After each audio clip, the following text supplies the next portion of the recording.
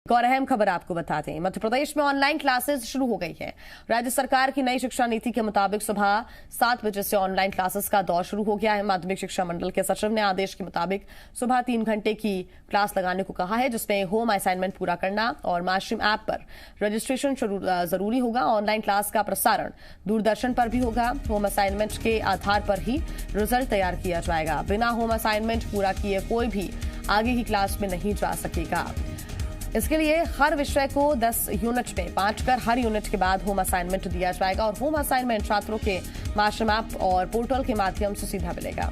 बता दें कि high school, high secondary school विद्यार्थी और शिक्षकों के लिए माशिम नाम से ऐप तैयार करवाया गया है, जिसमें सभी को रजिस्ट्रेशन करवाना अनिवार्य होगा। इस ऐप के माध्यम से ही परीक्षा आवेदन पत्र भरना, शुल्क जमा करना, होम असाइनमेंट और नंबर दिए जाएंगे। और ज्यादा जानकारी के साथ जी मीडिया संवाददाता संदीप भमरकर लगातार हमारे साथ जुड़े हुए हैं। संदीप, पूरी प्रक्रिया बताएं, किस तरह से इसको धरातल पर उतारा जाएगा, क्योंकि ऑनलाइन क्लासेस शुरू हो रही हैं। सितंबर का ये मंथ चल रहा है, जिसमें लगातार हमने देखा है कि कोर्स जो है, सिलेबस जो है वो पिछड़ता जा रहा है।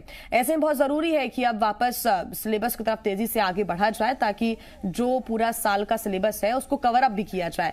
लोगों के लिए, अभिभावकों के लिए और खासतौर पर स्टूडेंट्स के लिए कितना लाभकारी हो सकता है और क्या पूरी प्रक्रिया रहेगी ऑनलाइन क्लासेस की?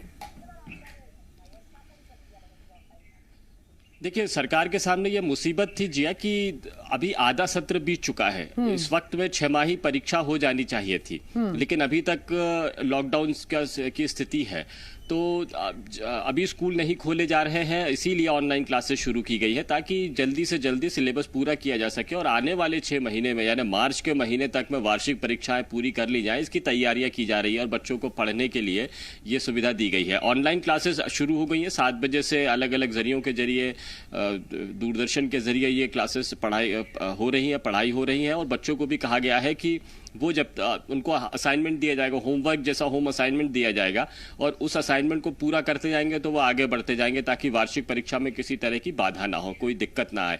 ये एक व्यवस्था बनाई है, नई व्यवस्था बनाई है और 9वीं से 12वीं तक के लिए इंतजाम किए गए हैं। 7 बजे से लेकर 10 बजे तक ये क्लासेस पूरी चलेंगी। आज से शुरू हुआ है, नई शिक्षा नीति के तहत शुरू हुआ है और ये इसीलिए है ताकि वार्षिक परीक्षाएं समय पर हो पाए, बच्चों की पढ़ाई हो पाए। ये माध्यमिक शिक्षा मंडल ने किया है और इसके लिए जो स्टूडेंट्स और पेरेंट्स को जो ध्यान रखना है वो ये है कि माध्यमिक शिक्षा मंडल का एक ऐप है माशिम नाम से, और इस ऐप में रजिस्ट्रेशन कराया जाएगा। रजिस्ट्रेशन के जरिए ही वो ऑनलाइन क्लासेस के साथ में जुड़ सकते हैं और इसी के साथ में उनको होम असाइनमेंट भी इसी पर मिलेगा। होम असाइनमेंट पूरा करने के बाद में भी फिलअप भी यहीं करेंगे, अपलोड भी इसी पर करेंगे और उसके बाद आगे क्या पढ़ाया जाएगा, सिलेबस क्या होगा और कौन से सब्जेक्ट्स होंगे, ये भी डिसाइड उसी ऐप पर ही हो रहा है।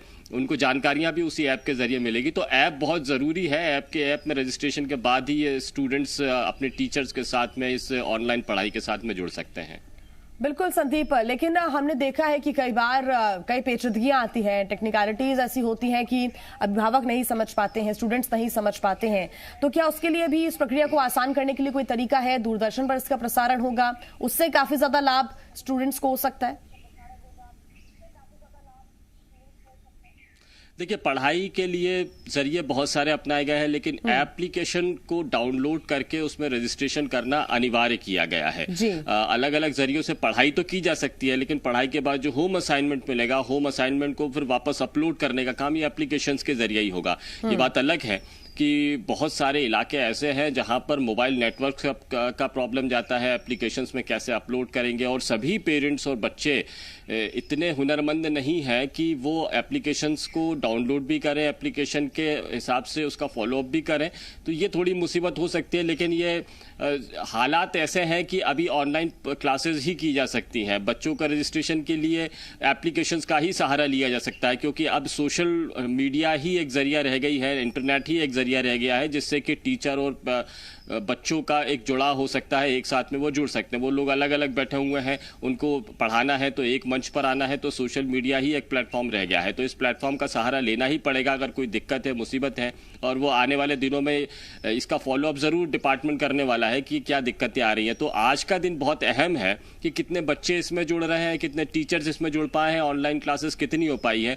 हालांकि सुविधा ये भी दी गई है कि बच्चों के पढ़ाई में कोई बाधा नहीं आए, इसीलिए दूरदर्शन के जरिए भी ये क्लासेस की जाएंगी। यानी जो पढ़ाई आपको एप्लीकेशंस पे मिल रही है वही आपको दूरदर्शन पर भी मिल रहा है। तो इसीलिए एप्लीकेशंस अगर में रजिस्ट्रेशन नहीं भी हो पा रहा है तो दूरदर्शन के लिए पढ़ाई कर पाए, ये आने वाले दिनों में देख सकते हैं। अभी आज ये अनुभव किया जा रहा है और इसमें कोई दिक्कत आएगी तो उसमें धीरे धीरे सुधार भी लाए जा सकते हैं। अधिकारियों की, सरकार की पूरी नज़र आज के दिन पर है कि ऑनलाइन क्लासेस कितनी सक्सेस हो पाई हैं।